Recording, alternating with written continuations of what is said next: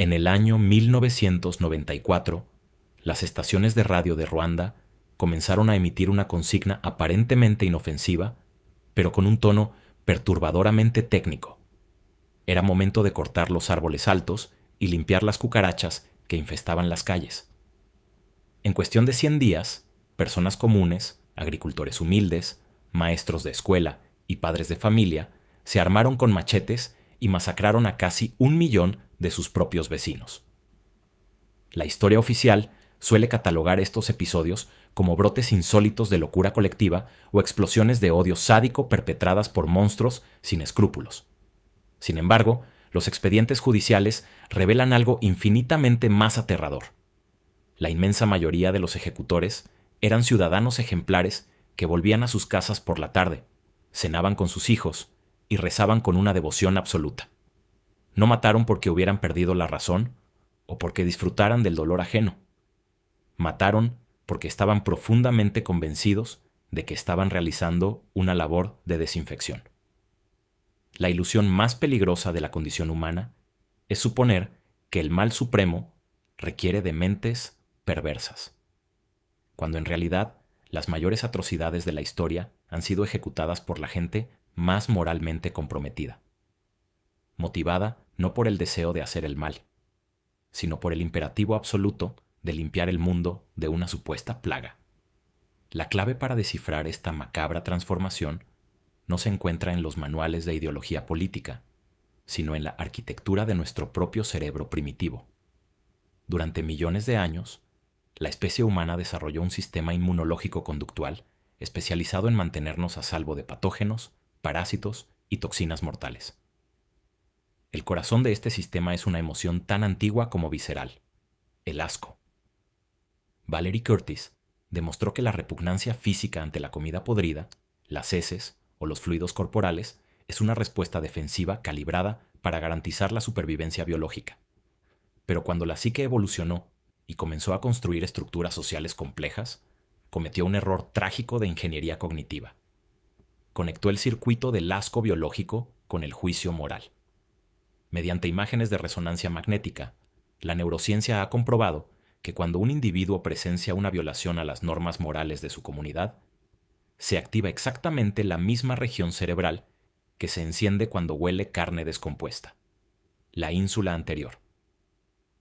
El cerebro humano no procesa la discrepancia ideológica como una simple diferencia de opiniones. La procesa como si fuera una amenaza epidémica, despertando la misma urgencia biológica que sentimos al expulsar un veneno del organismo. Esta fusión entre la higiene física y la virtud ética es la que da origen a lo que podríamos denominar la paradoja de la limpieza moral. Jonathan Haidt ha explicado cómo la noción de pureza es uno de los cimientos morales más potentes sobre los cuales se construyen las civilizaciones. La búsqueda de la pureza nos exige dividir el mapa de la realidad en dos categorías absolutas: lo sagrado y lo profano, lo limpio y lo contaminado. Cuando una doctrina filosófica, política o religiosa logra convencer a sus adeptos de que sus rivales no son simplemente personas con ideas equivocadas, sino agentes de contaminación moral, se produce una desconexión psíquica letal. La empatía, ese mecanismo neurológico que normalmente inhibe la violencia hacia otros miembros de nuestra misma especie, se neutraliza por completo.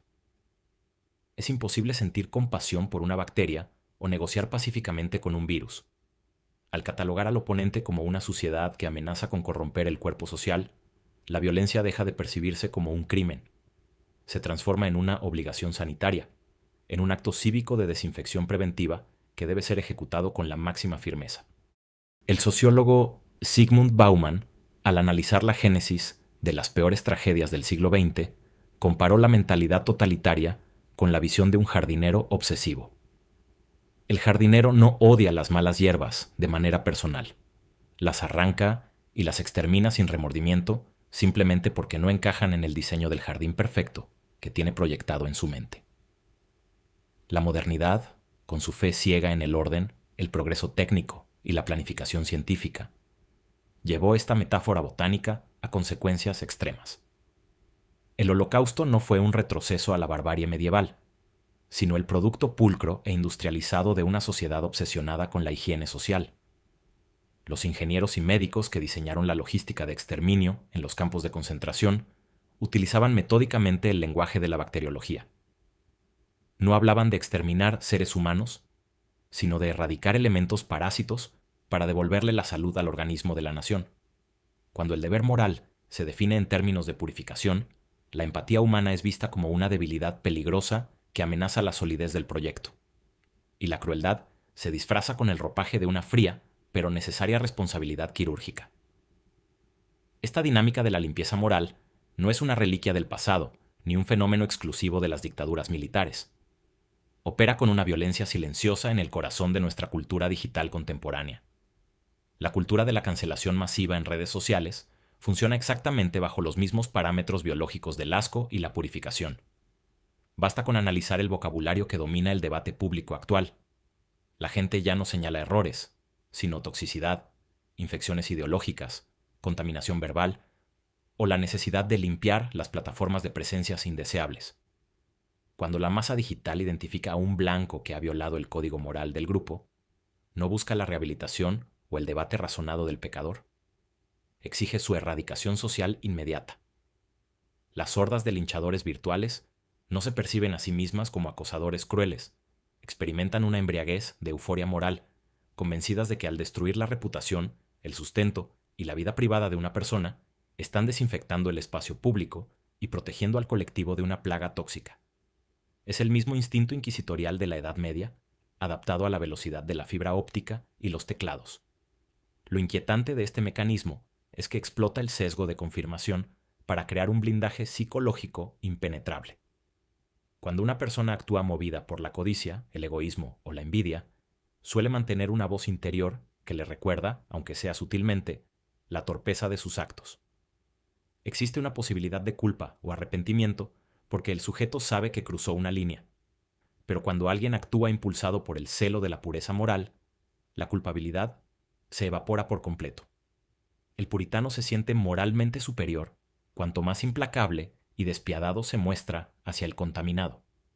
Se produce una inversión psicológica perversa donde la piedad se considera un síntoma de complicidad con la suciedad, mientras que la falta de escrúpulos para castigar al infractor se celebra como la prueba definitiva de compromiso con la causa.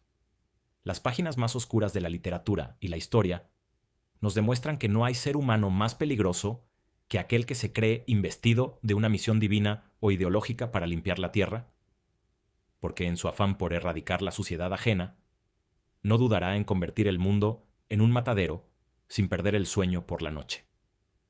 Para comprender hasta qué punto este sesgo está arraigado en nuestra naturaleza, basta observar la historia de las guerras de religión que devastaron Europa durante el siglo XVII. Los inquisidores que sometían a tormento a los acusados de herejía no eran sadistas contratados en los márgenes de la sociedad. Eran teólogos educados, hombres respetados en sus comunidades que pasaban noches en vela orando por la salvación de las almas de los mismos acusados a los que quemaban al día siguiente. Sostenían con absoluta convicción que era preferible someter el cuerpo físico a sufrimientos temporales con tal de purgar el veneno del error doctrinal y evitar que la plaga del pecado quemara el alma inmortal por toda la eternidad. La lógica era impecable desde su propia arquitectura de creencias. El dolor aplicado no era una tortura, sino una medicina dolorosa. La pira no era una ejecución, sino un fuego purificador. La historia humana es la prueba irrefutable de que no hay barbarie que el cerebro no pueda justificar si primero logra traducir el acto de violencia en un imperativo de salvación e higiene. La neurobiología contemporánea nos ofrece una lección aterradora sobre la fragilidad de nuestras convicciones. Las inhibiciones éticas que nos impiden dañar a nuestros semejantes no están grabadas en piedra. Son construcciones frágiles, sustentadas por circuitos cerebrales que pueden ser desactivados mediante la manipulación del lenguaje en cuestión de semanas. Cuando una comunidad adopta un discurso centrado en la dicotomía de la pureza versus la contaminación, el umbral de tolerancia a la crueldad se desploma drásticamente. El vecino servicial, que por las mañanas cuida el jardín de su casa, puede convertirse, sin experimentar la menor grieta en su estructura de valores, en el guardián de una prisión o en el denunciante anónimo que envía a sus propios amigos al matadero. No hace falta un lavado de cerebro complejo, ni la inyección de un odio visceral.